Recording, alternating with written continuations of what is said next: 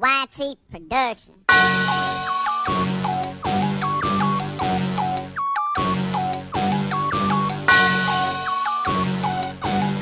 Yeah.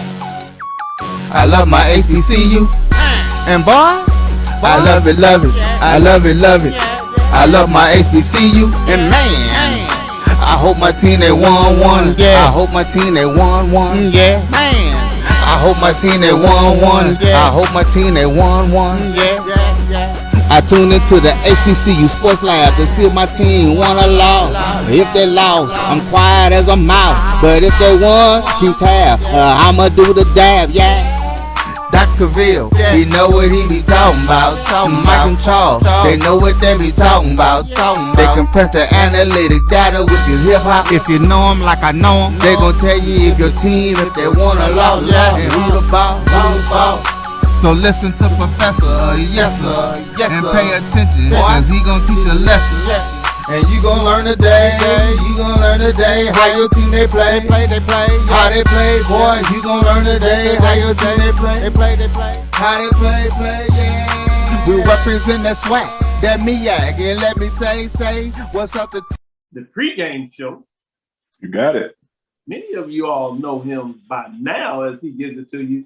In fact, he has my inverted fro. I think he got me beat a little bit. I like it, man. It's a nice look. Yeah, I appreciate it. Doing good, Doc. Doing good. A pleasure to be here. I know I could never fill the shoes of Washington, but we'll do the best we can this fine evening with you and my right-hand man, Charles Bishop. No doubt about it. You'll do just fine. You do just fine with that. Charles, how you doing, man?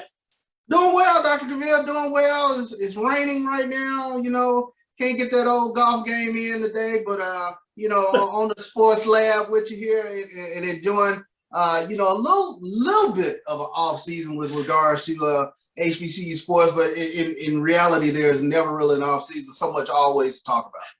Mm-hmm. No doubt about that. When you talk about it, Neely, you know he's feeling bad if he can't get his golf game in. He's in the house breaking lamps in that backswing. I know he's still playing with those clubs. Yeah, and I ain't gonna tell him about the pregame stuff, where as he may have decided he's gonna wear a coat or not, he's ready. Big time. They go in there. I don't understand it. Take zip up, take zip down. I'm like, dude, what you doing? Man, I just got to look the part. Man, that's what you have when you got these big time stars. I know you work with him too, so I know you got some Yeah. Man, I got a lot of those stories. Tell us one of the good stories. Tease us out with one of those good stories. Let the people know the true side. Well, it kind of ties into the one you just told. We were getting ready this spring and this historic spring season as it related to COVID, but also double historic for Jackson State University as we're kicking off the prime era. So we were sitting down, I think it was getting ready for that February 21st game, and we were deciding what we were going to wear for the pregame show, the inaugural live broadcast. And Chuck said, I think, and I cut him off right there, Doc. I said, Chuck, we're not wearing no sport coats.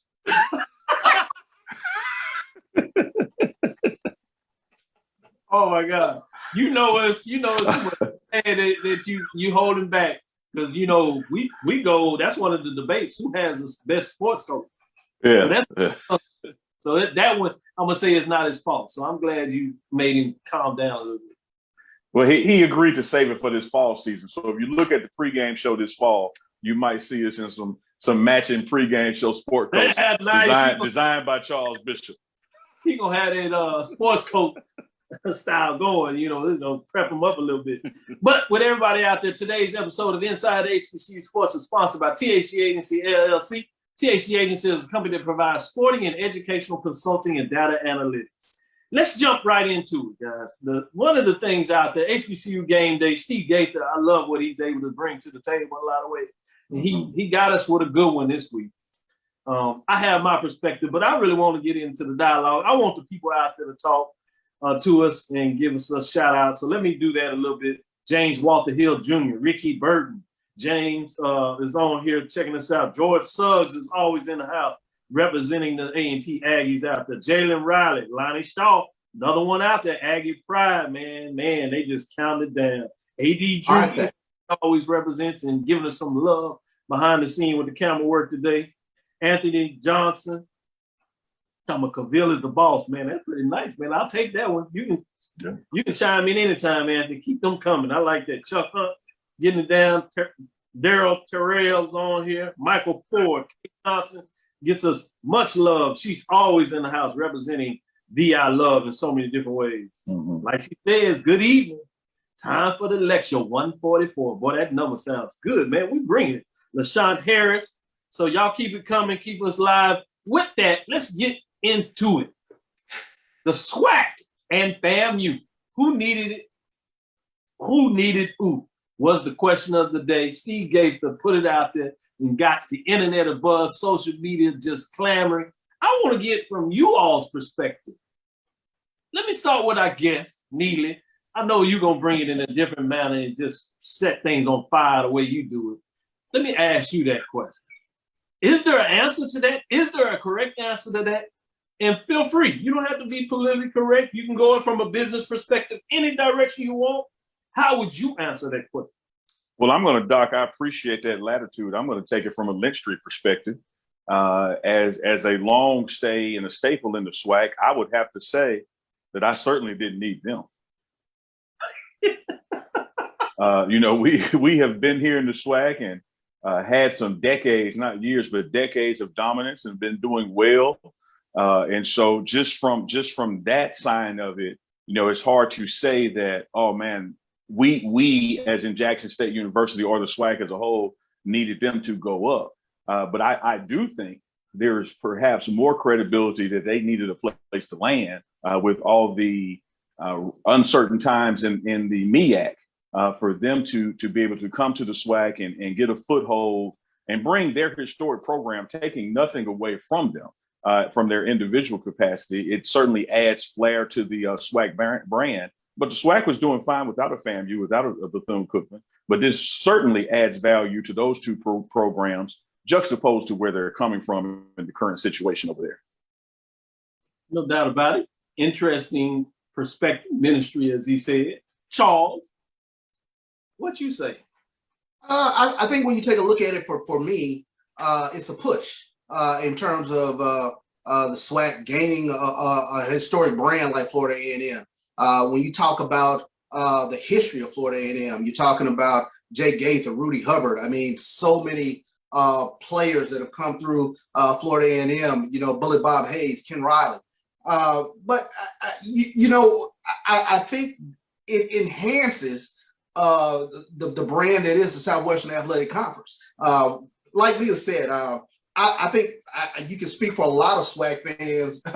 They pretty much kind of have the same attitude. Well, we didn't exactly need Florida A&M. I mean, we are Jackson State, we are Grambling, we are Southern.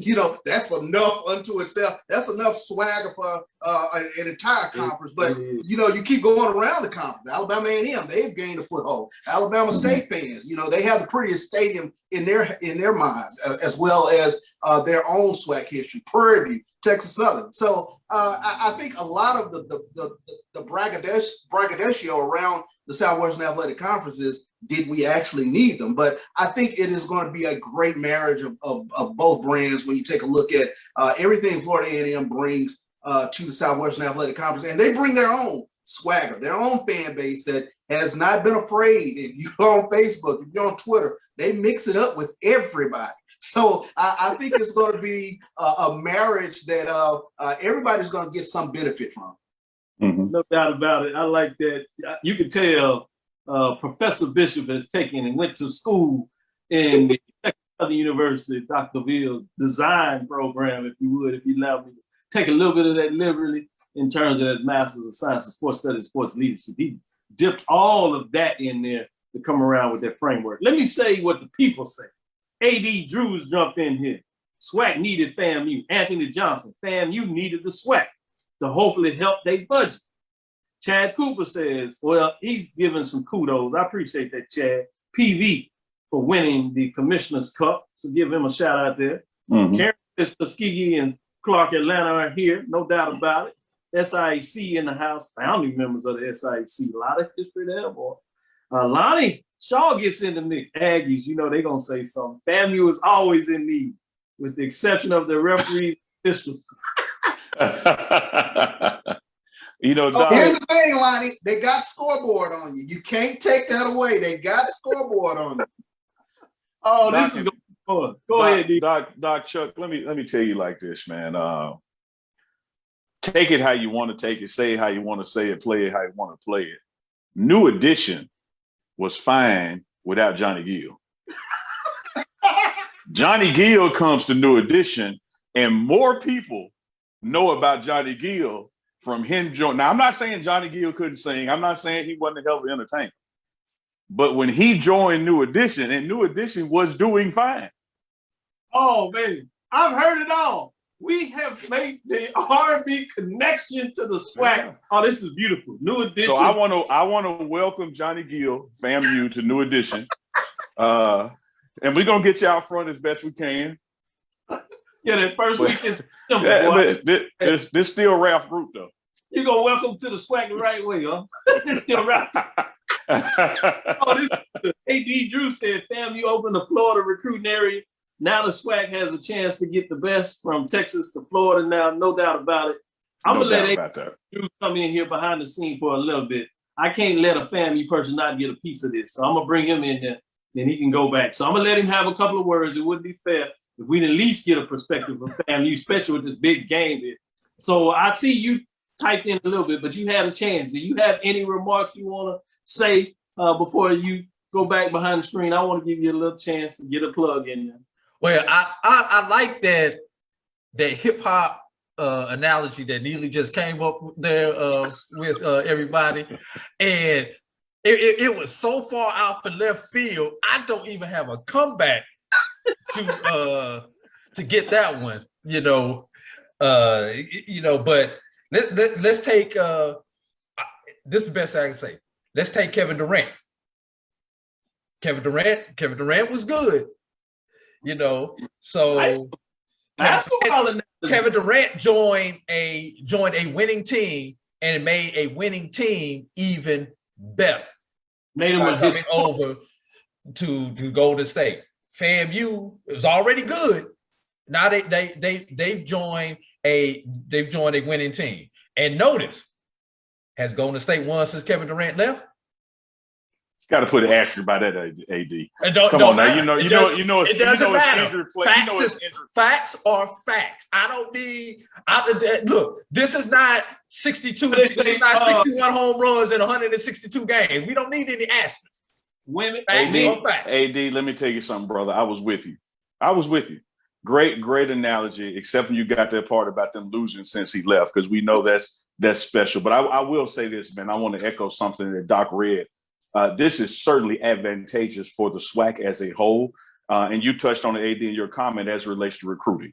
And now that schools as far away as Houston get to showcase what they have to offer when they go play in Florida and play teams from Florida and vice versa, it just totally expands the footprint of Southwestern Athletic Conference recruiting from all the way to the far reaches of Texas over in El Paso to now up and beyond Washington, D.C., in that MEAC footprint. So it is certainly a win for the SWAC as a whole when it comes to our exposure, our brand management, and getting that brand in front of people who've never experienced it before. So it's a win-win. So I'm going to go with Chuck on the whole push concept. Man, I like this. This lecture lab, we getting into it. Let's take a quick break. This is Dr. Cavil inside the HBCU Sports Lab. Hold those thoughts. We're going to come back. We're going to read a couple of more comments out there. Ricky Burton got some good ones. They're chiming in. So we're going to make sure we get those comments. We're going to let Charles come back. He has another push that he wants to say, and then we'll chime in. And then I have a follow-up question. So we're going to tag this on just a little bit. People are into it. It's interesting. Dr. Ville's inside the HBCU Sports Lab. Stick with us. We'll be right back after this quick break. It's never too early to plant the seed, to share the tradition, and instill a sense of pride in your HBCU with your little ones. HBCU Pride and Joy Children's Boutique helps you share your school spirit with a wide selection of adorable kids apparel and accessories officially licensed from your favorite HBCU. Visit hbcupridejoy.com and follow us on all social media at HBCU Pride Joy on Facebook and Twitter. Are you hungry for authentic Caribbean food like jerk chicken, oxtail, red snapper, shrimp, tofu, and rasta pasta? Well, find your way over to Mango's Caribbean Restaurant, 180 Auburn Avenue, right next to Royal Peacock in downtown Atlanta. Them belly full, but we hungry. Mango's Caribbean Restaurant, open daily from 11 a.m. to 10 p.m. And on Friday and Saturday, we're open till 4 a.m. Come to Mango's and put some spice in your life. Oh, we've got a good thing going. Mango's Caribbean Restaurant, 180 Auburn Avenue, right next to Royal Peacock in downtown Atlanta. For more info or directions, call 404-698-3992 or log on to mangoscaribbeanrestaurant.com. For instant coupons, text MANGOS to 313131. Tell your mama hungry.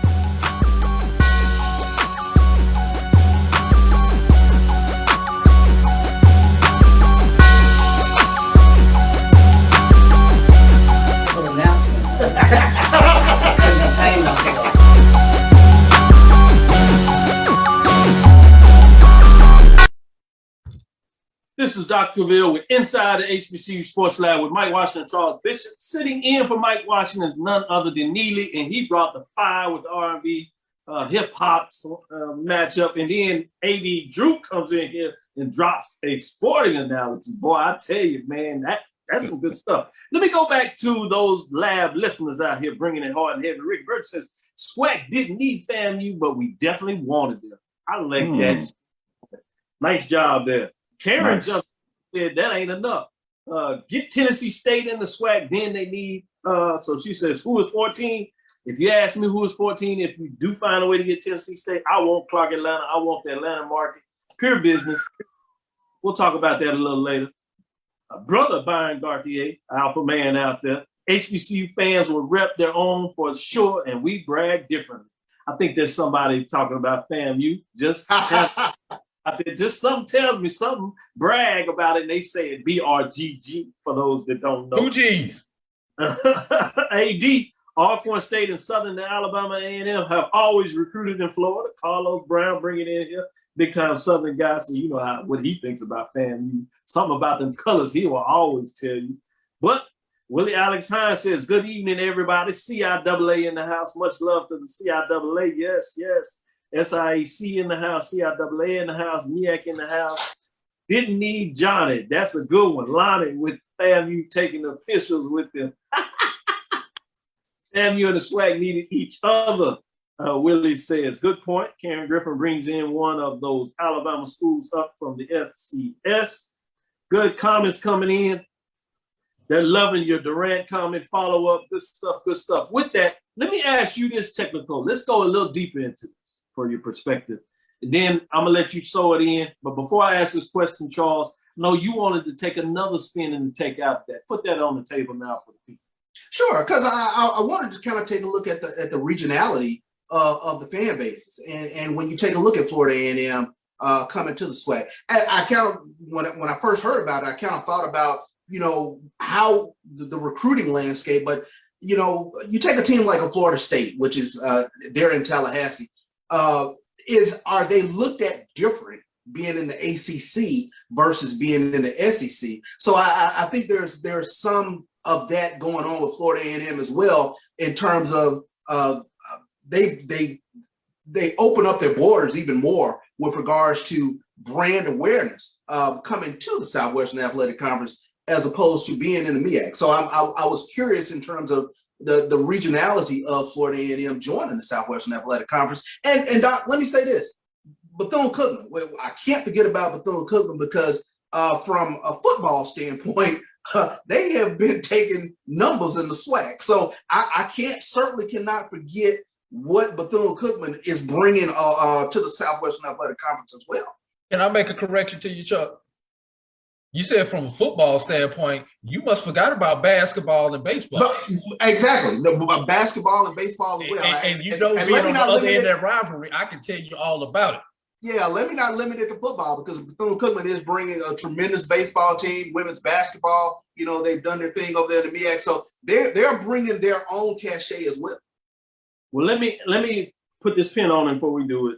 One thing, Lonnie, is just he's having a ball. FAMU was needed for the Celebration Bowl trophy. Just maybe they'll get it in the SWAC now that the Aggies are gone. I said, that's cold. That's cold. We did great. He got us a trophy at least the one time. Man, my goodness. He just has that memory. Since A&T didn't make it that year, he don't even count North Carolina Central. Lonnie is off the chain today. With that, seriously, I want you to think about this, though. SWAC expands in 1999. Big deal. I think not necessarily of the team, and this is not to say anything negative about UAPB. Obviously, they were previous in the conference as Arkansas A&M, as they would say, I should say correctly, and Alabama A&M, obviously a strong power at the SIC. But the biggest thing to me that a lot of people really were focused on at that time was the championship game and how big that really changed things. And now it's played out, it's become significant and really huge. And Charles said this one time when it looked like it was going away, he said, there's people that really for 2 decades, literally their young adult life, that grew up with the SWAC and expecting a championship game. That blew me away in regards to understanding culture and how it changes. But this is the point that I wanted to make.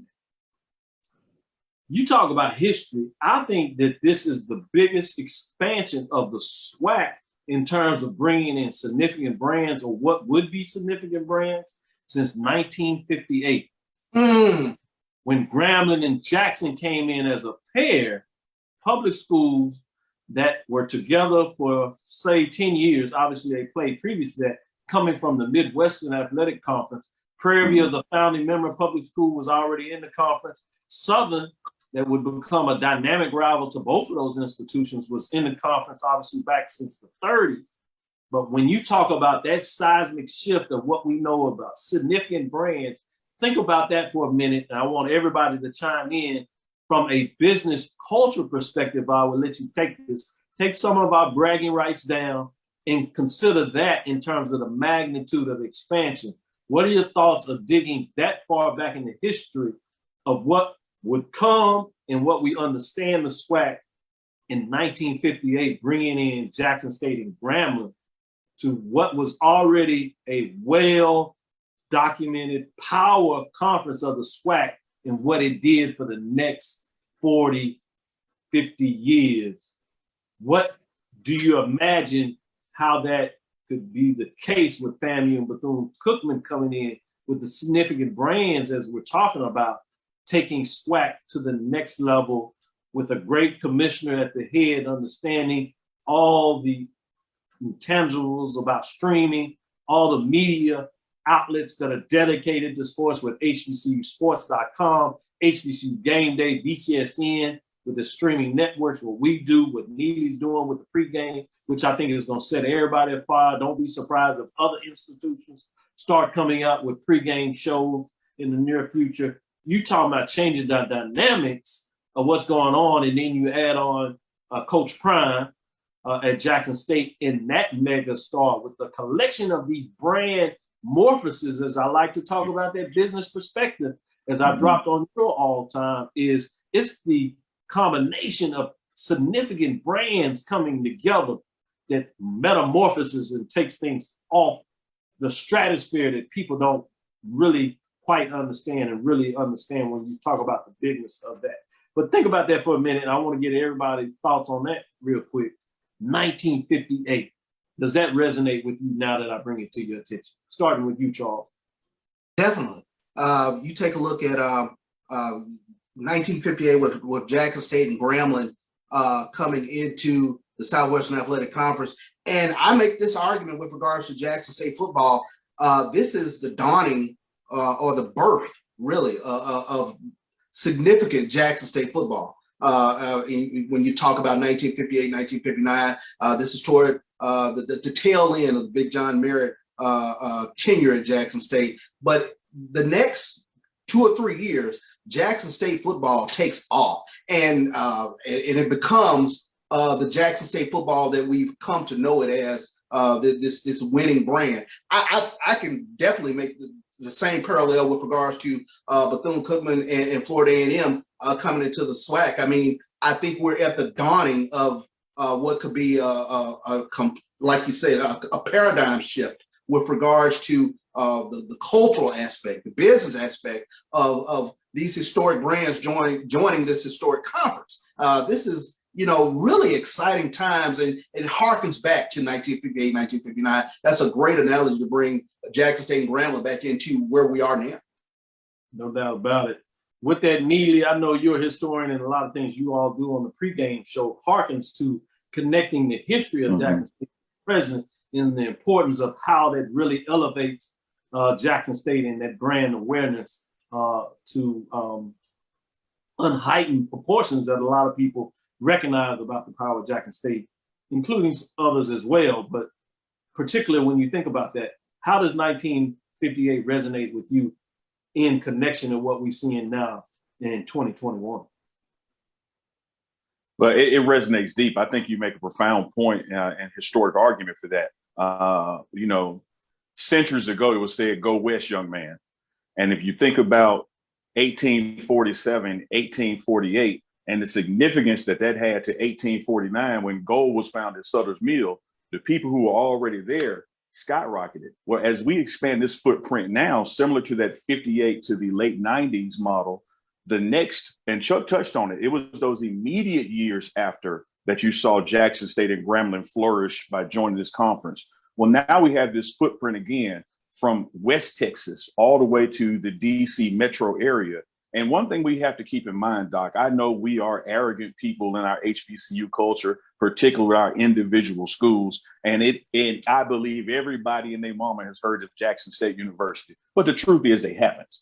And now when you enter these other markets and you get your brand recognition there, it's a time to introduce yourself. And so again, go west, young man. We're going to be playing games in Florida on a regular basis. We're going to be playing games. When I say we, not just Jackson State, but schools like UAPB, schools in Texas, schools in Alabama will now be showcasing their institutions further east. We know how it is growing up. Every young man, young woman wants to leave home, but you want to keep some kind of cultural identity. So the next place to go is, well, I grew up in Tallahassee. I don't really want to go to FAMU, but now I'm exposed to Texas Southern. Now I'm exposed to Southern Baton Rouge. I'm exposed to Jackson State. So I think you're going to have that same incremental but exponential growth in the next 5 to 10 years of the SWAC. And there are two more metro areas, and you touched on it during the break, Doc, that we got to get on. Just think when the SWAC gets to Metro Atlanta, when the SWAC gets to Metro Nashville. When you talk about brand, iconic, now you're reaching into Ohio. You're reaching up into Michigan. Now you're reaching all these other aspects of all the people who come to and from Atlanta, that is not just a host of games, that you got a Clark Atlanta or someone like that in the SWAC now. It is phenomenal what this become. And you said it, we have a phenomenal commissioner who gets it. He gets marketing, he gets media rights, he gets exposure. Now you have the internet at your hand. It used to be a time that you had to beg people to show your stuff. Well, now you can show your stuff on own to millions of people, just have enough bandwidth. So this is going to be a phenomenal growth. I know tongue in cheek, AD, my Johnny Gill with FAMU, but New Edition is going to sell a hell of a lot of records when we do this thing together. Yeah, point well taken. Nice way to touch back on it. AD, coming back to you from that framework, again, putting that spin on it, when you look at 1958, I know you're a historian in a lot of ways, but seriously, what does that and how does that resonate with you when you talk about looking at the historic perspective of the last time you had significant brands attached in a way that mattered as much as it does now with bringing in FAMU, the question we have, but also including bringing in the rivalry of FAMU and Bethune-Cookman. Talk about that a little bit in terms of why you see that as important. When Neely just brought up a great point, talk about expanding into the Tennessee, Ohio, Kentucky market by bringing a Tennessee State in.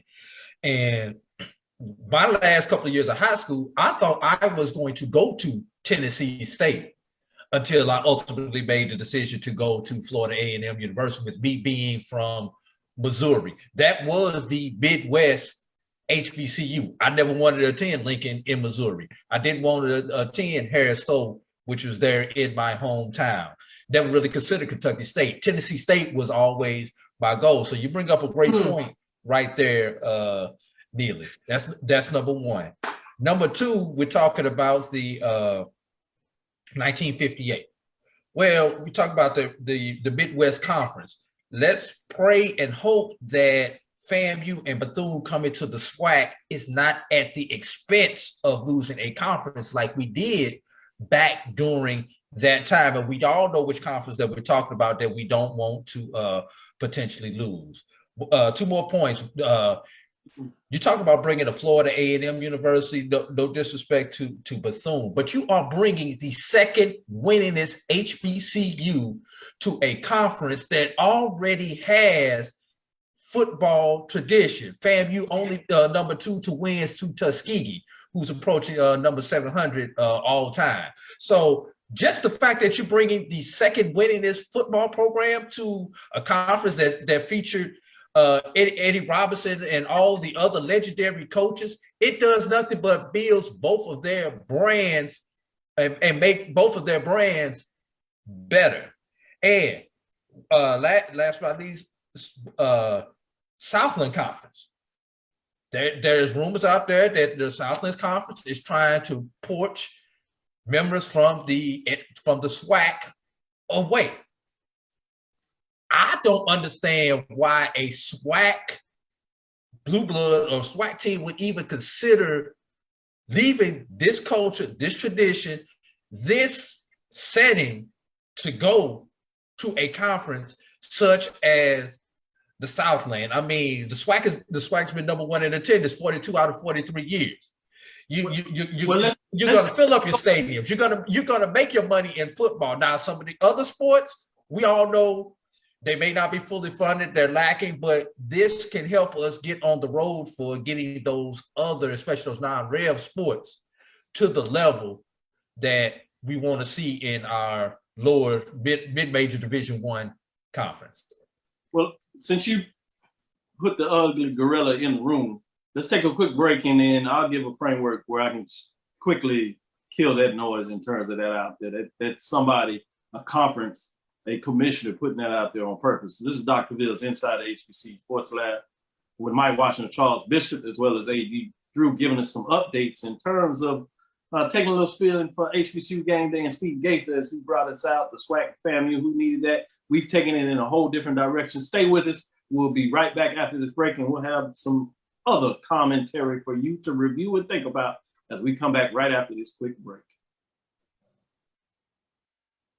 This is Brian Fulford. AD Drew and I are co-hosts of the BCSN Sports Wrap. We talk about all things related to HBCU athletics. From the games, teams, coaches, and fan interest stories, we cover it all. You can find our shows on Facebook at BCSN Sports Wrap, YouTube at MyJBN Online, and everywhere you listen to podcasts like Anchor, Spotify, Google, and Apple Podcasts. You can also find the show on the Jericho Broadcast Network's app.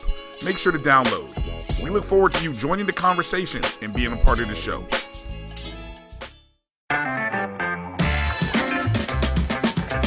Your ad could be ran here.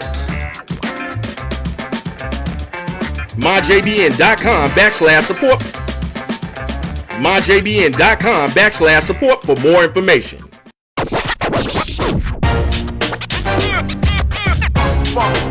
It's like a loot machine. All around town, trying to get down.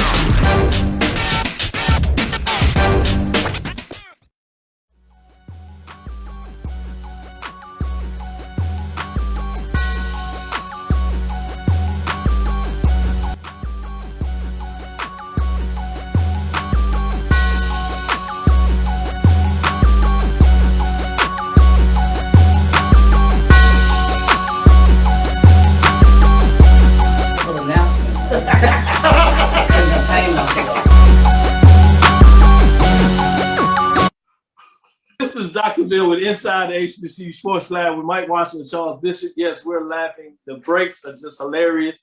I'm going to let Neely take it away because he has some comments in the break that he has to share. It can't stay off the air. Go ahead, Neely. Well, I just wanted to thank you, Doc. I wanted to acknowledge the AD and his presentation when he led in with SWAC's, FAMU's mini championships and joining our iconic and winning brands that it has merit because Johnny Gill, once again, that analogy, Johnny Gill was a Grammy-nominated singer before joining New Edition, but we all know who was selling the most records before he got there. So I appreciate the voice that you guys are bringing, but once again, New Edition was New Edition before Johnny Gill got there. Kevin Durant had won an MVP before joining Golden State, but the championships came with Golden State. So they beat each other. Yeah, they did have the historic iconic season, none other. So yeah, no doubt about it, man. This is why we do what we do.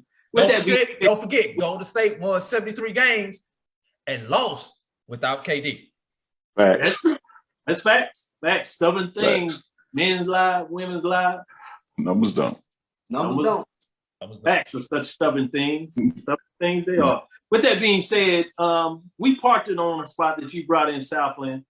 And I think there's multiple ways to look at that. Let me first talk about this before I go in on the Southland and bring this sledgehammer and kill that for everybody. Don't get excited about a little bit of nothing and talk when you have a commissioner, Tom of the Southland, trying to save his job literally, because those folks that are remaining in the Southland that know it's dying are fish grease mad in terms of what that is doing, particularly McNeese State over there, when the big boys, Texas boys in this case, flew the coop and went to the WAC and let them out there stubbornly. And then not to mention that you got Central Arkansas said, we're not staying with you other either, going to Sun Atlantic. Sun Atlantic only has 5 schools, so they're not done. So those individuals in the Southland that are thinking they're going to take 4 HBCUs, including Texas, you're sadly mistaken. All that is just misinformation purposely put out there to try to put out discord within the SWAC that is the big boy of the block in this whole region with 12 institutions that are paying out money to the institutions that Southland is not doing. So don't get confused with these institutions that win some games in terms of when there's head-to-head matchups based on the funding mechanism. You all that are confused out there that think just because a school or a conference has historically white colleges that they are financially better off than at historically black colleges. It may not have paid off in the wins, but there's a whole different cultural dynamic at play at that. But I'm not going to let you misconstrue the facts in terms of what financially is taking place. The money associated with the Celebration Bowl, $1 million there to pay out for when you go to a basketball championship, the NCA, that is paid out, that is not paid out in the Southland. And don't get surprised because OVC is out there with athletic commissioner that is concerned about what's going on in OVC to the point that some people believe that she was brought to tears in terms of the way the Sun Atlantic went after some of her institutions. So Southland, don't be surprised if they're going out the OVC or the Southland schools look at the OVC because now they're at 7. So don't forget that when you had Jacksonville State lead as well as Eastern Kentucky and scared to death that somebody else in this league because we talking about Tennessee State. So it's not done with. And even for the Big South that everybody thought was the big boy on the block, they lost 2 schools, 2 of their bigger branded schools in terms of those that recently had success in football with Kennesaw State, North Alabama, as they're transitioning. They have went to the Sun Atlantic, as I told you already, with 5 schools, the WAC with 5 schools. You have Southland with their 6. You also have, in terms of what's going on there, all around that component of it, as well as with the other schools in terms of the Big South. So just think about that when we talk about all those components going on. So I wanted to bring that to your attention in terms of just killing all that noise out there. With that being said, let's get into some of this other news that's taking place that you want to discuss. So let me go to you, Charles. What's on your mind in terms of some of the other HBCU news that's out? Well, I think some of the other news that's out there, and this is sort of a collective thing around the Southwestern Athletic Conference, around MEAC as well, is transfer portal. in terms of what has been going on with regards to student athletes leaving their current universities, going elsewhere, as well as student athletes coming into the Southwestern Athletic Conference and the MEAC. So I think that has been a collective buzz that has been going on with regards to HBCU football. We saw Jackson State land a young man yesterday that it generated some buzz across social media. So I think the transfer portal has been one of those things that everybody is kind of want to get into. There's no doubt about it. Let's stick right there, Neely. What are your thoughts on this transfer portal? Which side are you on, and how that is just generally affecting the landscape? Where are you in terms of I think it's a good thing. I think it's healthy for the brand. I think it's healthy for the attention and notoriety that it brings. I think that predominantly African-American young men playing football, for them to have a freedom of choice is a good thing. It should be applauded. I think the fan base has some growing up to do as it relates to our knowledge and education about the transfer portal, the impact that COVID had on it this year, rule changes going over the years that give student athletes this ability to switch schools, if you will. But the biggest thing that we have to understand about this, Doc, it doesn't mean something's wrong. You know, so many times when we hear somebody's leaving somewhere, we think it's under duress. Hey, well, you know, I heard AD left this job. Well, that doesn't mean something bad happened. You know, we have to get out of this frame of everything has to become born out of a negative situation. So when you see a young person leave, and I know Jackson State gets a lot of attention in this time frame because of Coach Prime, somebody's leaving Coach Prime, but a lot of guys are going for what they perceive or believe to be better opportunities. Better opportunities could just be closer to home, could be more playing time, could be streets with less potholes, because, you know, we got some potholes in Jackson. You don't know what the deep dive is that's causing somebody to want to transfer schools. But by the same token, when you celebrate a transfer coming in, we have to understand that portal door swings both ways. So I don't think it's a negative thing. I think this is the new era and here to stay for college football. Just like those of us who were NFL fans, free agency time is a time of attention, jubilation, anticipation. It's going to be the same thing for years to come with this transfer portal. You're going to look at coaches being able to build teams for these particular season or seasons, because academic scholarships are annual. And now you're getting some guys that, hey, well, we're missing this piece and he's in the portal, we can grab him, versus being on the 11th graders or 12th graders couch trying to talk to mama. You have another way to recruit now and to expose your program and attract talent. I don't think is a negative. I think it's just new to our fan base, and we have some growing up to do as far as our information, and we'll understand that transfer portal is a healthy thing. It's not a death knell or a negative situation to a HBCU, nor does it mean something is wrong in the coach's locker room. Man, I knew it was something about Neely that I really appreciated in the life when we first met. The man is just simply brilliant. Let's just put it out there. You know, you can welcome to my sports study programs in the lab anytime.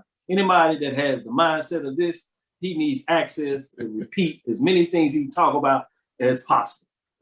Yeah, the doc said it, just giving it to you. The dean of HBCU sports, when I put the blessing on you, I'm just letting you know it is what it is.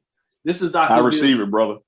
Dr. Bill's Inside the HBCU Sports Lab with Mike Washington, Charles Bishop. We'll be right back after our last break. We'll come back in, and I'm going to set this up for AD perfectly. I'm not going to necessarily continue on the portal, but I want to talk about Talladega College and reviving football. I want to get his insights and thoughts on that, because I know he can bring it. Let's stick with us as we go to this quick week. Our last break. We'll be right back.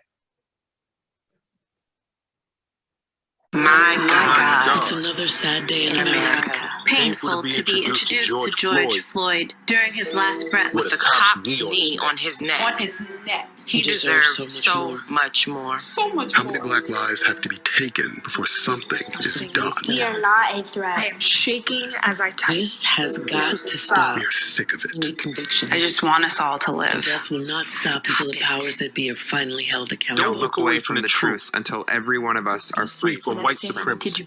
The world stands with you.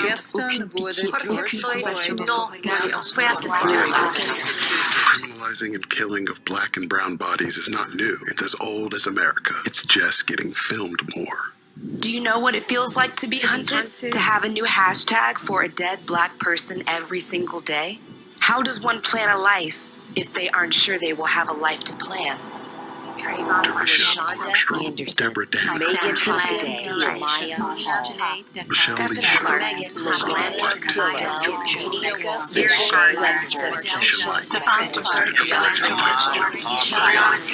George Floyd.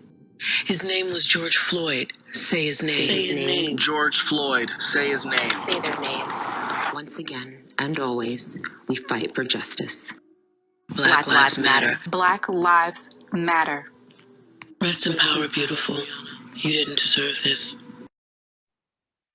This is Dr. Cavil with Inside HBCU Sports Lab with Mike Washington, Charles Bishop. We have Neely sitting in for Mike Washington, excuse me. Charles Bishop is right here. AD Drew giving us some love as well, as we had a little fun with that FAMU Jackson State, as that's the big game that kicks off that first weekend in a lot of ways. And this is coming from a Texas Southern Prairie View rivalry on their Labor Day weekend, but I call it as I see it. This is the professor. I want to give some love to Fred with it. You all know I have that encyclopedia, so I'm going to give some love. This is what we do around here. You got to know your history. Get the encyclopedia along with the other history that you already know. Make sure you keep up with it.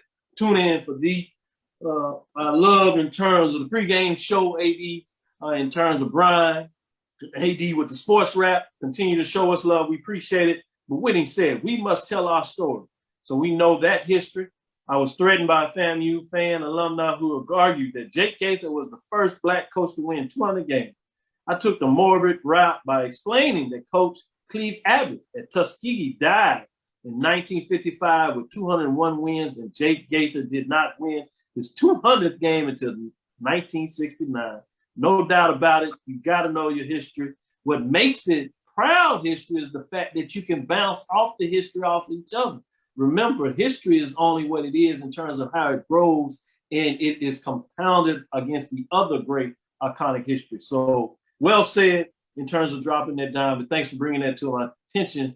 I'm going to call Professor Bishop on that one as you brought some knowledge there. AD Drew, I know you wanted to get in here, and I asked you about Talladega, but you wanted to talk about the portal and provide a little bit of information on Talladega as well. Go, take it away.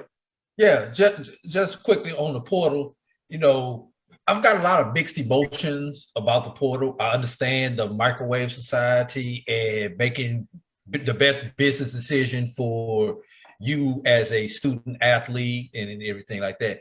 But sometimes, you know how they say the grass is greener on the other side of the street, but then you go over there on the other side of the street, you find out that it's AstroTurf. It looks greener, but it's artificial.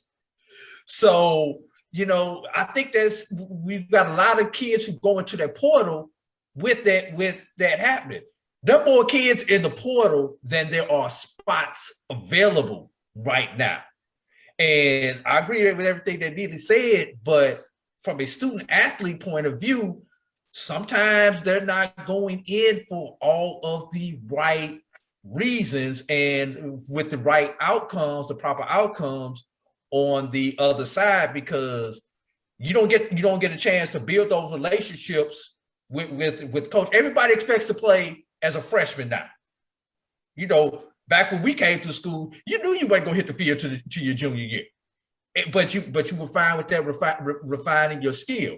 So now as a college coach, not only are you having to recruit a player in, but you got to continue to recruit them while they're on campus. The fallout from the portal is probably going to be that high school senior. Why would I go and sit on mom and them couch when I just go nab up somebody out the portal a la free agency? You know, once you've gone away to school and signed that letter of intent, I don't have to deal with your mama. I don't have to deal with your daddy. I deal with you. Now, you know, that high school senior, I've got to convince mom and daddy that you come to me. I think ultimately junior colleges may be the beneficiary of the transfer portal, with these high school athletes not having an opportunity to go to four-year schools initially because the spots won't be available. Well, Karen Griffin certainly like what you said. She said, speak AD. So, but I think Go ahead, Charles. What you have? I think the market will separate that out. I mean, if bigger, stronger, faster is sitting on mama and dad's couch as 11, 12th grader, guess who gets pushed out? So the market will separate out, the better athletes. So I understand coaches when I hear that. That's a coach's perspective because I think to your point, AD, there's going to be lack of trust for coach and player because you are going to have to re-recruit every year. No problem, and I agree with that. And AD was previously a coach, and once a coach, always a coach. Yeah. Go ahead. It sounds like you shaking your head. You want to jump in here?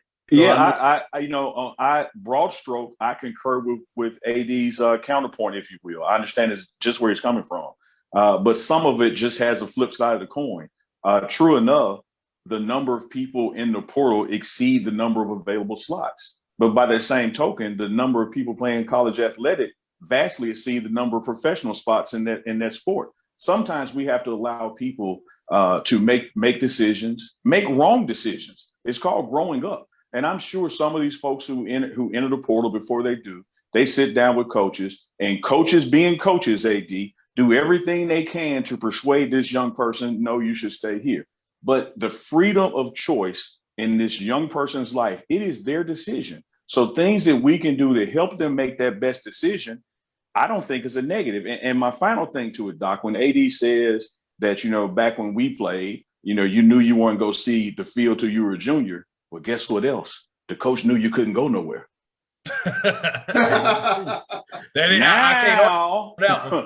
Now, one thing I love to say, Doc, it's an economic concept. Competition benefits the consumer. I guarantee you the best people will play now because the best people will have the freedom of choice to go somewhere else. So coaches got to work harder. That's just it's just a byproduct of this new system. I still don't think it's a negative thing to go back where we started.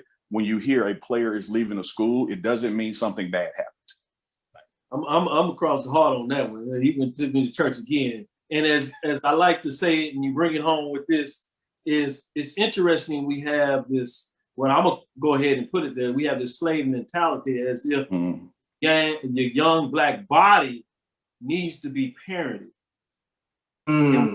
Stop that. It's one of the few sports in terms of football and basketball, which has the 60-70% range of African-American men, young boy, black bodies that we feel we can commoditize, monetize from the standpoint that we are parental in terms of their domain. And that is a sickness that we have even quite trope in terms of that looks like. We have to get out of that. Coaches have the ability to monetize. So if anybody has a responsibility, they get paid to figure it out. Let them figure it out. They get a check to do that. These individuals don't. And we live in, suppose, a capitalistic society that says and sells to everybody else to have the rights to make wrong decisions. But all of a sudden, when it comes to a black body at the college level, all of a sudden, mainly these European and white coaches have their best interests at hand. We know that's not true. Let's not fall into it. Give these individuals the freedom, as you said, Neely, to make that mistake. We allow everybody else to make that mistake. Stop thinking that we have supposedly their best interests and we're going to do them right when you haven't done them right when you brought them in the first place, coming out of economic situations in schools that you never prepared them for to be successful. So don't miss me with all of a sudden now that you want to do right. Nah, we out of that. We're going to take it to the next one. Enough of that. I closed it. I dropped the mic. I called it. I claimed it. Dillard ranked #1 in final APGA poll for ex Sports. Just wanted to give a little love for FAMU in terms of that. Makur Maker declares for the NBA draft. HBCU game, they put that out there. I think that was big news in terms of how he comes in. I'm glad he made the decision he did. Unfortunately, it didn't work out. But just like we said, that's life. The point is he started a conversation, and I hope he does well in the camps, and I hope he gets drafted well because it makes a statement in the overall that the options are there in regards to what that looks like. And he can come back because he did not hire an agent if things don't look good for him. Great dime to put on that as well.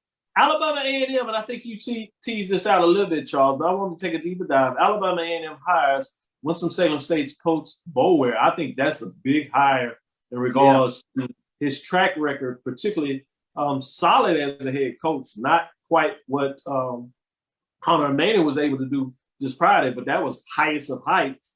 But simply in terms of what he did as a defensive coordinator, which he's going to be on the defensive side and line play, I'm like, wow, that's a significant hit. Take it away. Let me go to each one of y'all. Let's just go around the lab, if you would, and mix it up one last time. Give me your final thoughts as we start to close out the show. I'm going to start with you, AD. What are your thoughts in terms of the landscape of where we at now?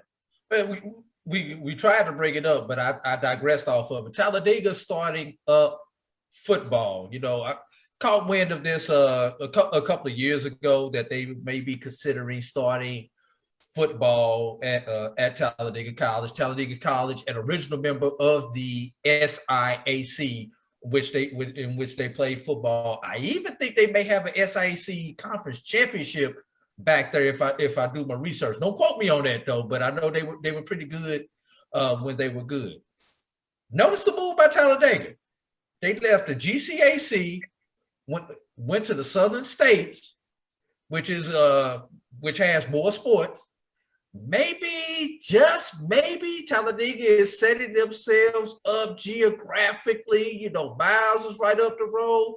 Tuskegee is right up the road from them. Clark, Morehouse, just throwing it out there. Y'all know which conference that is. I'm just giving you something to think about.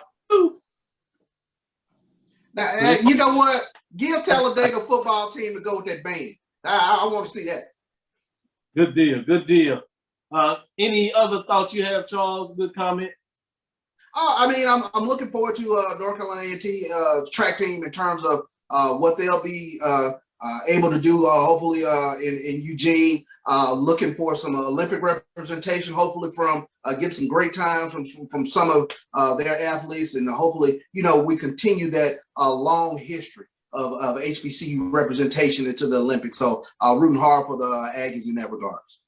We marked it up, so mark your calendars. Make sure you're here Tuesday. We'll have the head coach come in to talk about the program on Tuesday. We've landed that.